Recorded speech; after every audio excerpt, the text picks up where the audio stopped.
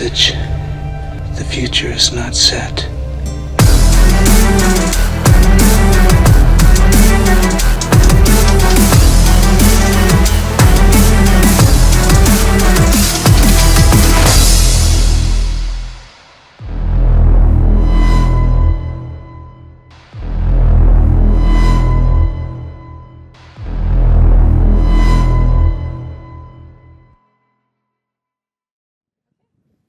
Let's go ahead and get started here. I was starting to wonder if Kat was just sitting down there for moral support, or... That's because we're really excited to have this bench here for a panel discussion. Like, this was the exact setup I asked Mike Goetzman for. I said, you know what, Mike, can we stand for an hour? And Mike was like, I got you, bro. Yep. It's perfect. Okay, so let's go ahead and get started here. This is the CypherCon Career Award panel. Thank you, everybody, for joining. It is tough out there, but not to worry. I have with me some of the most fantastic people in InfoSec here to give advice about InfoSec. So I'll start on my right here. Let's do a brief introduction. I thought you were introducing the cool, amazing people. They're over there. Disagree? All right. Well, I'll introduce myself anyway. Hey, everybody. I'm Melissa Miller. I don't know. What are we giving them here? Who do I work for? Name, title, whatever you want to give. Oh, we're going to do the corporate-y thing. So I'm Melissa Miller. I'm the Chief Information Security Officer for Epic Global. That's not the healthcare company. It's not the gaming company. We do legal crap. My name is Chris Merkel. I'm the Senior Director for Cyber Defense at Northwestern Mutual here in Milwaukee. Hey, is this thing on? Should be. I didn't test it because. All right, nice and close. Do it live in production. Yeah. Up to your mouth. Up to my. There we There go. you Yes, go. yes, yes. I'm gonna put all these other people's germs next to my face. I'm super comfortable with that. I'm Kimber Amos. I'm a principal consultant at Red Siege. I founded Sonar Security. October will be my 20th year in security. So. Hi, I'm Leslie Carhart, otherwise known as Hacks for Pancakes. I am a technical director of incident response at a company called Dragos. I do industrial cybersecurity. I've been doing this forever, like everybody else in this panel. And I guess the thing that we didn't mention is that all of us do career counseling, career coaching, mentorship, et cetera. We are all heavily involved in the Midwestern career space for cybersecurity. We see a lot of mentees, we see a lot of students, we see a lot of people who are trying to find jobs in the field of all different ages, backgrounds, et cetera. So that's kind of why we're up here. We do this all the time. Thanks everybody. So here's how this is going to work. For any of you who were with me at 11 o'clock for the Nerd Trivia, I had game shows on my mind when I was thinking about what we put together for the conference. I'm borrowing an idea from John Lovett from the Love It or Leave It podcast. He has this great segment called the Rant Wheel. And so this is what we're going to do. Instead of your typical panel discussion where people sit around in comfortable chairs and casually throw questions, we are not going to do that. It is too late in the afternoon to bore you with that. So instead, we are going to spin the wheel, and it's going to land on a topic, and one of our panel members here is going to pick up the topic and rant about it, all right? And after about 40 minutes of ranting, I'm going to open up for audience Q&A. Now, I want to point out that this talk is being recorded, but when it comes time to Q&A, we're going to cut the recording to protect everybody's privacy and ensure that you can ask candid questions. So, we just ask that everybody in here be mindful of the fact that the job market's difficult. There may be difficult questions, and please be respectful of that. So with that, I'm going to spin the wheel. Are we going to talk about who's going first? Wow. Who are you spinning on behalf of? Well, I guess it's a question of when it lands. Yeah. Who wants to pick the topic, or should I give them out? Oh, I thought we were totally this was random. It is random. Ready? Don't worry, am I losing my mind here? I am a little crazy. Here we go. Ready? Sure. I think. Oh, we're high tech. Whoa. Good. Start off Oh, with and an I am easy sorry topic. that it just sprayed confetti on handling layoffs. That couldn't be more appropriate, This actually. is going well. I think I may have been through the most recent one. So I'll just tell you how I handled it. I was with VMware. I took a job with VMware in between consultancies because benefits, honestly, let's be real, 1099s hit you where it hurts. So I took a job with VMware knowing that there was a Broadcom acquisition coming. So I went into that with eyes wide open as a security engineering lead for the Tanzu platform. So we got through all the things, desperately trying to save as many divisions as we could, but unfortunately, VMware, the acquisition did go through, and it was the Wednesday before Thanksgiving. So we all got emails that said, when you come in Monday morning, if you're being laid off, you'll get an email. So that's how we all spent our Thanksgiving weekend. That could happen to you, or may have happened to you, that you have to sit over a holiday weekend knowing that it's something's coming for you. You don't know what. Just, advice there, unsolicited, but please don't let it ruin your time off with your family and just do your thing. So Monday morning, 5,000 security people across VMware worldwide got the email, and we were all laid off because VMware was moving to a subscription model under Broadcom, and they didn't need security people anymore. So that brings you to the point where I wake up the next day and I don't have a job, but I do have this thing called 60-day of garden leave. Some of you may experience that also. You have 60 days in which you are actually still employed with your company, but you're not allowed to work anywhere else, and you're not actually working there. You're just getting paid like Big Head on Silicon Valley, right, to sit on the roof and eat pizza. And if you take a job somewhere else, depending on how your company handles it, I hope none of you have to go through it. In my case, had I taken another job, then my severance would have been revoked, because technically I would have then left voluntarily at that point. So the day after my last day officially and garden leave was over, I treated finding a job like it was a job. So I started with a spreadsheet, and I listed, no kidding, 100 companies with when I reached out, when I applied, when I sent the follow-up email, if I got an interview, did I send my thank you email for that interview? I know there's like controversy around that. I'm a person who thanks people for their time. And just statistically for mine, I'm hitting 20 years. I've had a pretty extensive security career with a lot of the big sevens. Out of 100 places that I applied, I got called back for 4 interviews. Out of those, I got 2 offers, and I declined both of them because I was not as desperate as like they treated me in their offer. So that's all to say, and the market isn't even like it's, oh, sorry, y'all, it's worse now than it was 2 years ago, 3 years ago. So you have to treat finding a job like a job. You got to grind. You have to get up every day. You have to set a quota for yourself. I'm going to apply to 5 places today, or reach out to 5 contacts. Do not rely on your contacts. You still have to like pound the pavement and apply for jobs.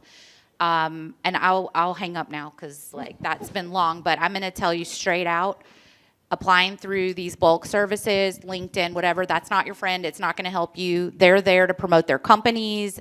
They don't, I'm going to say 95% of the time your application will never even get reviewed. So if you find a job on LinkedIn that is interest of you, go to that company's website on their careers page and do a custom cover letter for that job. That's just like tangentially advice for you, but I landed somewhere great, so happy ending. But like good luck, and I hope you don't have to go through that. But budgets are getting cut everywhere, so there you go. Excellent introductory rant. Can I get a round of applause for the introductory rant for the person who goes first? Thank you. Is that a rant? I don't know. Like, It sucks. we're expansive on the definition of what constitutes a rant. Do you mind if I hop in with a couple thoughts? Please real do. quick from the unfortunate person who's been on the other side of that equation. I've been on both sides of that equation, by the way. But the other side of that equation is the asshole who has to deliver the message, right? Couple things just to be aware of, because we are talking about handling layoffs. How you handle it as someone getting laid off, I think, is the intention here. Understand, first of all, when they hand you that, oh God, they call it a million different things. I'll just call it your severance agreement because that's really what it is. You don't have to sign it.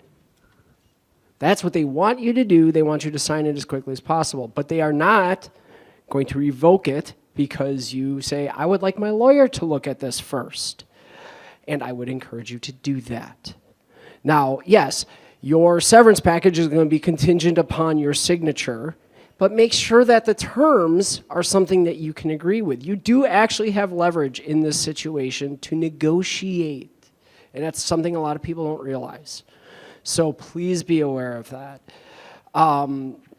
The other thing is understand that someone you may have dealt with for a long time, you may have been very close with, is probably the one delivering you this message. It's probably your direct leader. And this is not a woe is me, fuck that, this is the job I picked, right? But understand, it is a hard message for them to deliver, and they are very limited in the things they can say to you. So the reason I'm telling you that is not to say, oh my God, my job's so hard when I have to let somebody go. Yes, it is, but that's not your problem. The thing I want you to understand from that is, don't let that come at you as like, wow, I thought they were really on my side and they were so cold to me, they were awful. Don't let that impact you and how you see yourself. Understand that in those scenarios, they are working with HR, and HR is telling them you can say this, you can't say this. Sometimes they give them a flat out script, because there's a lot of legalities and stuff, right? So they won't be able to say the things to you that they probably want to, is what I'm telling you. So I'm just going to leave it at that, but I just want to get those couple things in there.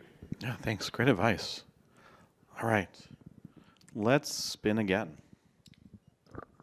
That's actually the heaviest topic on this entire week. Yeah, like Surprise. yeah. Thanks for staying through don't that. have- Now Like, we'll like, do some like fun stuff. if you're still with us. That was like delivering the bad news But first. it's important. It's Yeah. important. Yeah. It won't repeat, will it? If it repeats, I'll just spin it again here.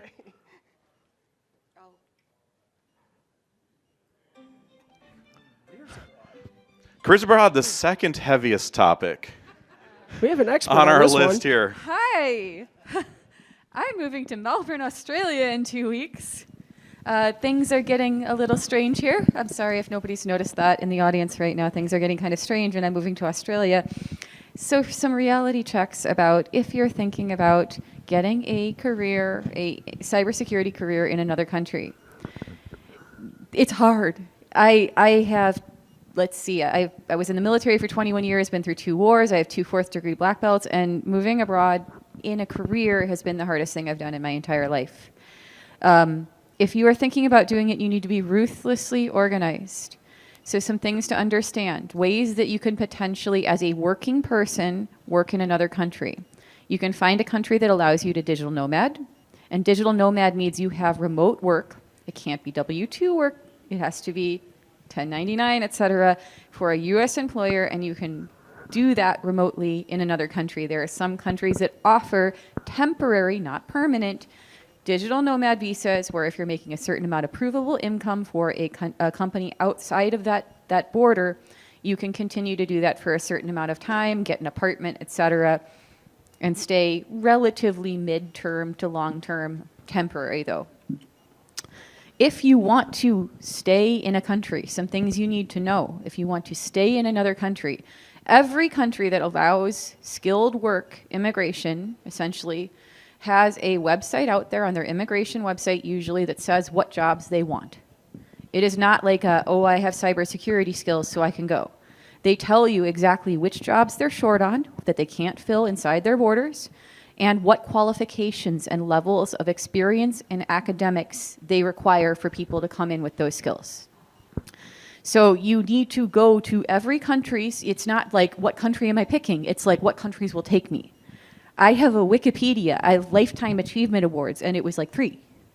Like, you have to do serious homework. You need to go look at countries' websites for skilled immigration and see what their skill shortages are this year. And it's going to be different per country. And you need to look at the qualifications they're looking for. Usually they're looking for related degrees as well as work experience.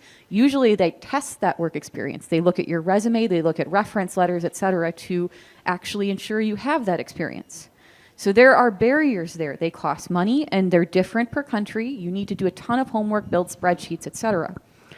There are other limitations. Understand that most countries that people in this room probably are interested in moving to, other than like retirement visas, will cut off immigration around age 45, especially if you want to get permanent residency. So if you're getting towards that age and you're thinking about maybe wishy-washy doing this, you need to get on it, because they will cut you off by age. You'll start losing points for skilled immigration, and eventually you'll just get totally cut off. So understand what those age cutoffs and health cutoffs are as well.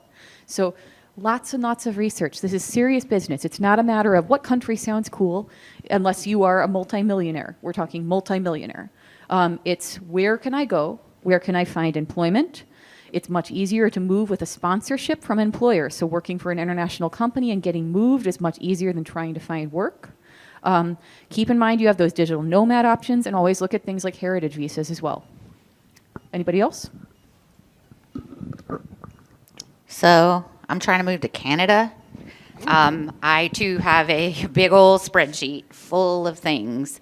A lot of these countries are going to have requirements you have to fulfill before you can even set up an entry profile to start the application process. So one of those is your language test, a credentials review.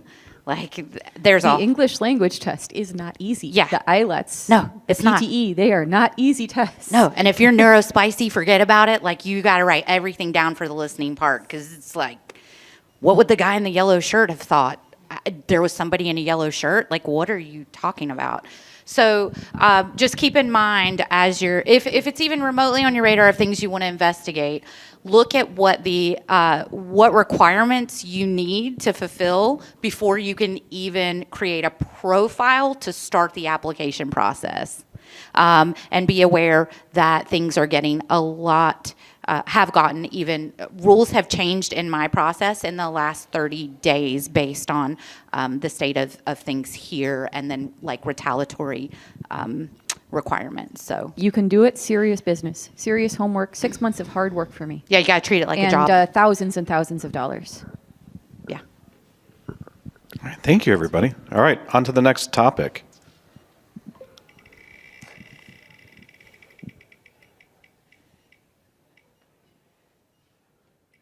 Okay, it repeats. We're not doing this. We're not doing this.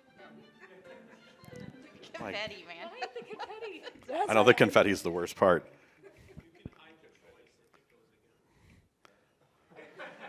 Oh, no, it's going to go over. It's going to go over. It's going to...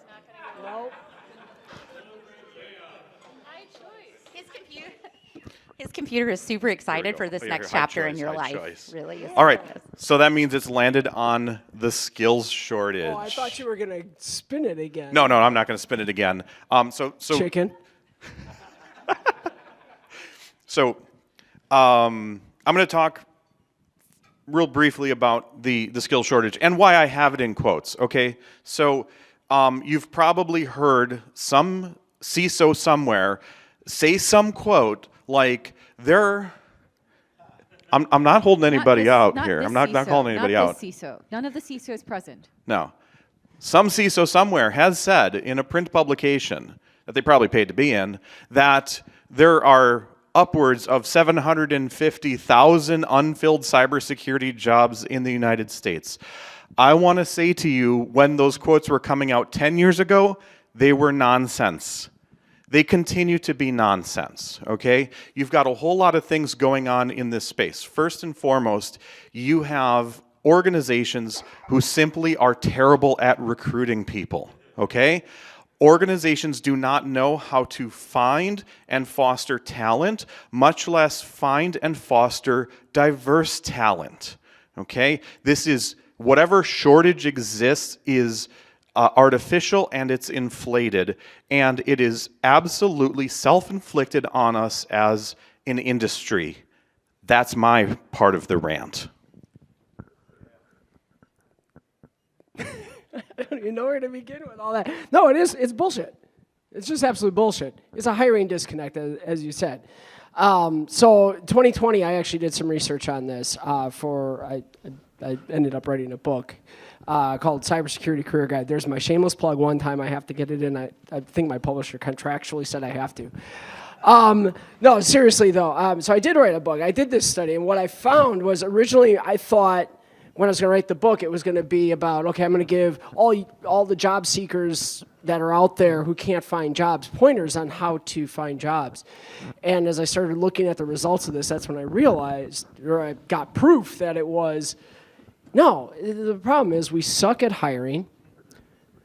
And it's organizations, it's hiring managers, it's people who are actually, for some reason, willing to write a, 10,000 word job description detailing every specific, technology they want you to have, whatever. If you doubt that you think that we're off on this, the last job posting I had for a cybersecurity analyst had over 600 applicants. There's not a talent shortage. All right?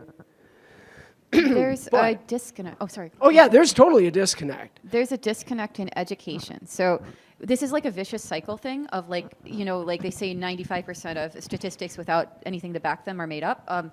So this number was floated around from a lot of sources, and it got expanded on, and things about this massive skill shortage in cybersecurity. And it was, if you ask us if we need more people in cybersecurity, yeah, we need more diverse people. We need people in specific niches. We need people who are retiring. There's spaces, there's new challenges we're facing, new adversaries we're facing. So if you ask practitioners and mid-level managers about, do you need more people, or even government people, do you need more people in cybersecurity? Yes, we need more people. We especially need people who look different and think differently.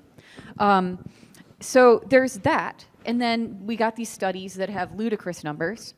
But then the universities and the boot camps, they all latched onto those numbers, and they were like, here's a well-paying job where they need a bunch of people, and we can sell that to young people, especially, and then underprivileged groups of people, like veterans and things like that. And that is exactly what a lot of those groups did, and they all aimed towards 2 job roles. They aimed towards pen testers and SOC analysts. And so what happened, those programs all got spun up, especially at shady universities and skeevy boot camps. And they all got spun up in the last, spicy. Spicy. It's true. I'm trying to not laugh.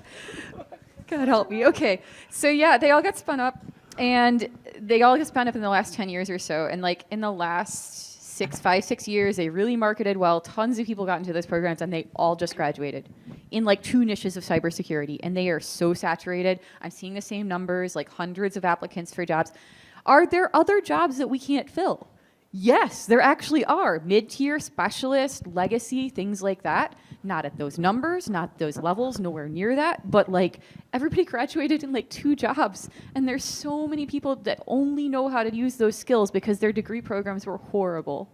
So I want to make sure I give you more than just a rant. I mentioned the book. I will also say, if you don't want to buy the book, which is totally fine by me, I'm really actually not asking you to buy it. If you do a search on YouTube for the 28-day Get Hired Challenge, I actually go through a lot of stuff in there. And the reason I'm mentioning this, again, is not to self-promote. But I don't have time to go through the exercises here, but there are things that I talk about in the book that I cover in those videos, which are free and not sponsored, and I'm not monetized, about just how to know yourself. So to Leslie's point, as you're looking at the jobs and you're looking at how do I get in, what do I want to, especially if you're coming in new to the industry, where do I want to go? Take a look at what you've already got in the way of skill sets. Take a look, and I know that Leslie will share my frustration with this, understand what part of cybersecurity it is that you're actually interested in. Okay, because you get it, I'm sure, Kat, you probably get this too. You probably get it too. Where people come to you and say, I want to get into cybersecurity. Well, what part? Well, I want to learn all of it. Okay, well, you'll be 80 by the time I teach you all of it, and if I'm teaching it to you, you're not going to know jack. But so those exercises will give you they give you very tangible ways to do exactly that type of discovery, and then to quantify it so that when you go out and you're going to apply to a job, you can do it in a way that makes sense, stands out, and gets you past the infamous applicant tracking system that exists out there, which may be an automated response that you get because it just scores you and kicks you out. Even if they're not using that automation, understand that when I get 600 resumes, they're all scored. They all have a rating. And so my recruiters, of course, are going to look at the ones that are rated the highest.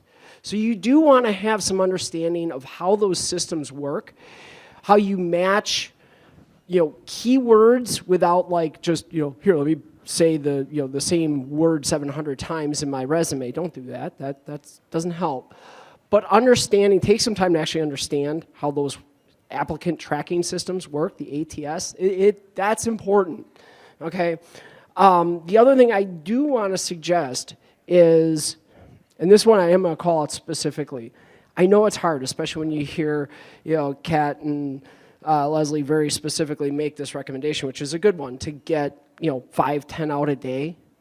Don't just pepper the same resume everywhere. All right. This is, if there's one nugget I could give you, it is look at that job description, look at what they're asking for, and make sure that your resume speaks to it in some fashion, okay? Because that's how you're going to start to rank higher in that ATS. The final thing, if you are looking at, hey, I'm coming maybe from a tech adjacent field, and I want to get into cybersecurity, look at what's hot right now. There is such a dearth of people with true demonstrable cloud security experience right now. So if you want something that's hot, that's my tip for you. Start looking at those things. Obviously, AI is getting a bunch of buzz, so if you've been doing something with AI, I doubt you're actually in this room because most people have been doing anything there. AI is going to crash, though, just like it is. cybersecurity in a couple of years. Yeah. But so understand, but the reason I bring AI up is because when we're talking cloud, those two are starting to already become sort of synonymous with each other, the way DevOps and CI/CD and cloud all sort of just stuck together. So if you actually have experience working in some of the Azure Security Center technologies, if you worked with Defender, if you've worked with Sentinel, all those things, right? Like that's really good experience to have and sets you up for more of like a cloud security type role. So just something to think about. I might rant for like 30 seconds about Are we timing it? on the on the SOC pen tester, the cohorts that are coming out in mass, and then being unable to find positions, and also those of you with experience in those roles competing with that. So here's my just like conspiracy theory. I'm just wearing my tinfoil hat, but I think that the cybersecurity insurance field has a role in this, and I think there are organizations who have leveraged signing up for cybersecurity insurance policies because that was cheaper than hiring full-time SOC analysts or pen testers. And pretty soon, just like it did with home, just like it did with auto, the payouts are going to catch up, and that industry is not going to be as profitable now. Those margins are going to shift the more they have to pay out, and then we'll see people begging for SOC analysts and begging for pen testers and internal security roles again. So we kind of have to ride that wave, but I have issues with that.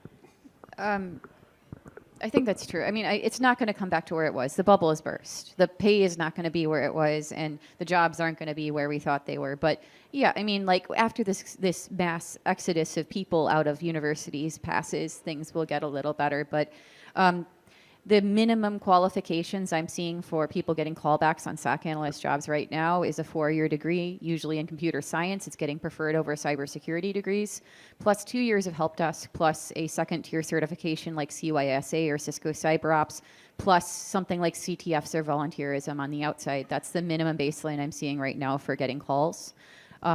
So if you're not in that camp, if you've got like a non-traditional background, what I really recommend is find what I call janitorial work in cybersecurity. I mean, if you can get a help desk job and just get to start doing like something like help desk, that's great. But you know, after that, look for the jobs that have to be done and usually have to be done on site in cybersecurity that aren't sexy and not advertised by those programs.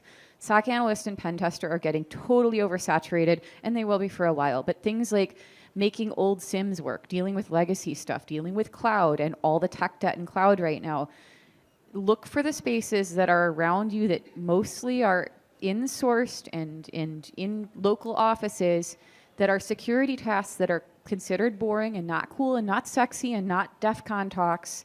GRC is another one. Privacy, like find weird spaces that are less cool and less advertised by universities and by boot camps and things like that, and you'll have a better shot. So before we spit, I got one real quick one. I'll race you. All right. I don't know who needs to hear this, and this is the one thing I do want you to repeat to anybody who's looking for a job. Don't use ChatGPT in the middle of your interview. Also, if you're wearing glasses during that interview, I can see the text moving on screen in the reflection. Okay? Don't do it. So all your college student friends, they are going to do this. We're going to take Q&A at the end. Okay. Don't use it to write your resume either. We know, and it's not getting you through ATS. And I was just going to add to Leslie's amazing description of all those things.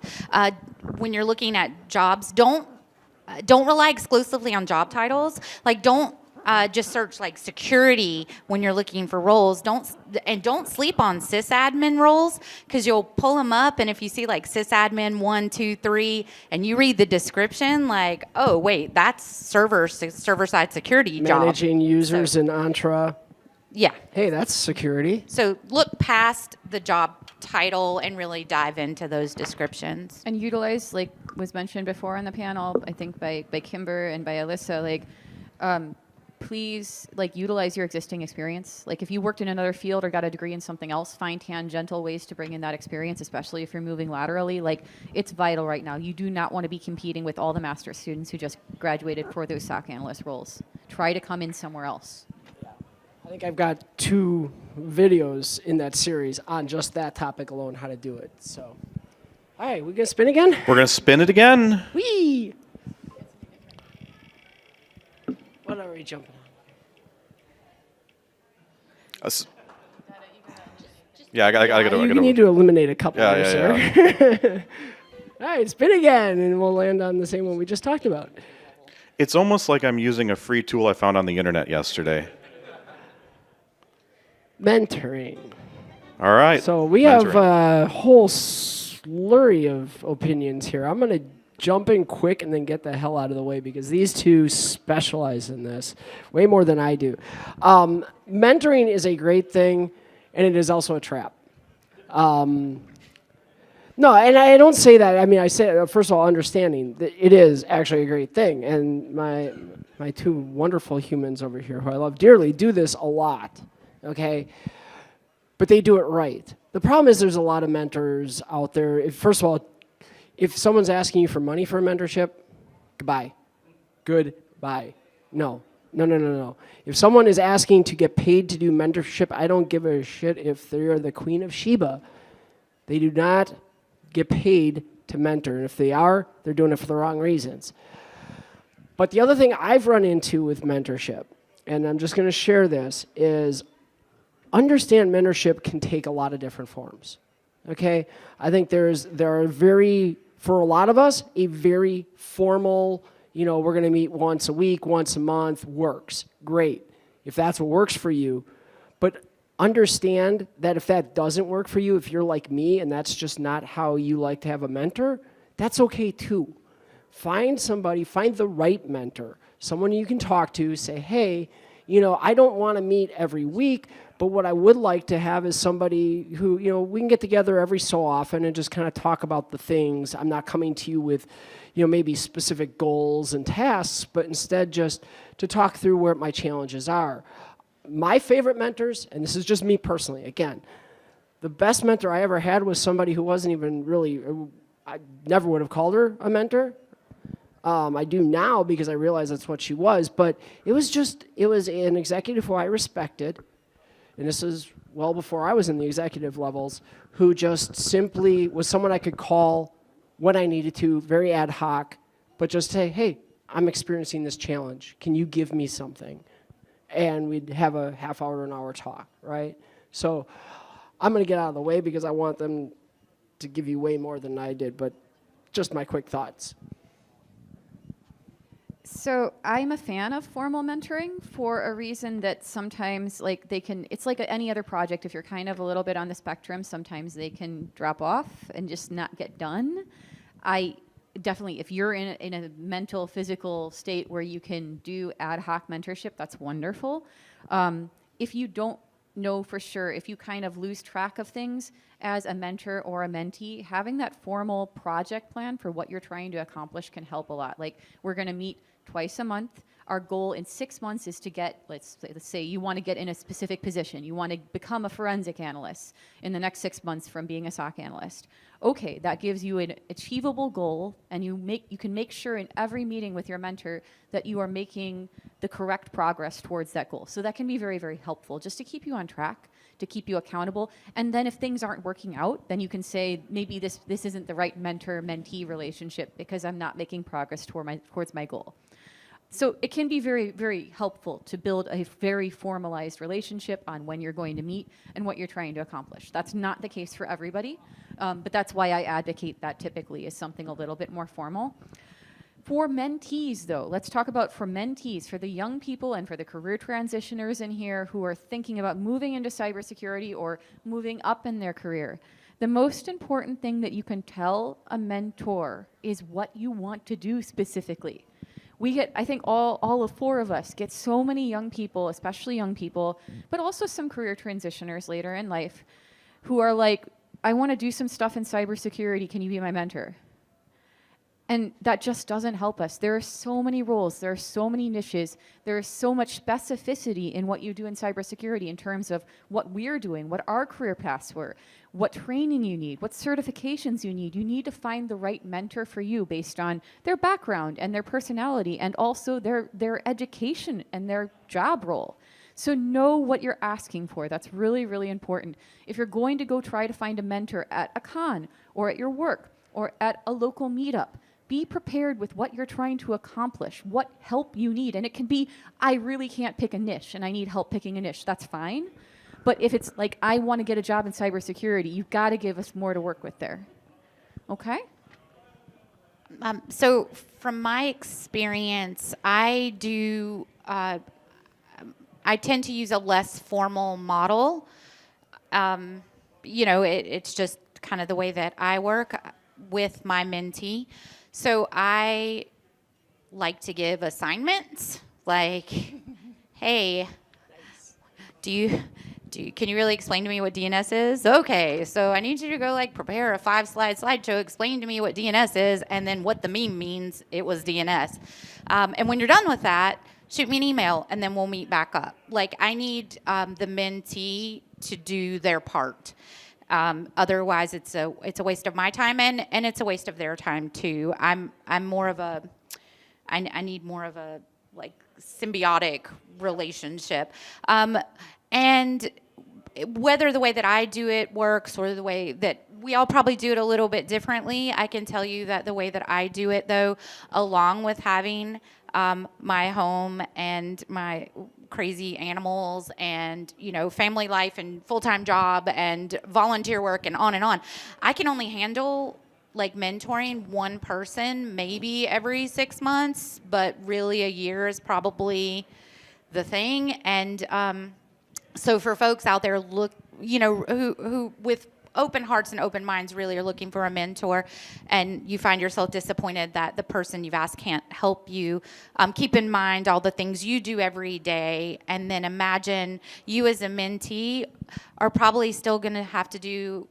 half the work that your mentor will do for you, just kind of set you on the right path that you need to be on. So show some grace there, but for heaven's sakes, if you luck out and you land the mentor you really wanted, like the onus is really on you to like do your part and keep up with what they ask you. And if they give you assignments, I call them assignments, but if they give you things to go research and to go do, please understand that that's a gift to you, because they're sharing probably an experience that they had themselves that helped them take that next step. And they're, they can't give you the answer. They've got their job is really to help you find the answer on your own and guide you along the way. So there you go. All right. So my last bit on mentoring is to recognize that mentoring relationships have an end. If you are a mentor, a mentee, it's not going to go on forever. There should be a time in which you meet, you identify your goals, you work on your goals, and then after that, it's kind of time to be done. So what I've seen a lot of times is mentor-mentee relationships that just kind of fizzle out and fade away, and that's not fun for anybody. So make sure when you start as a mentee or a mentor that you have a clear understanding of about how long we're going to go, how long we're going to meet, and those kinds of things. So with that ends the rant wheel part of this panel. We're going to shift into Q&A, and with that, we are going to go ahead and stop recording.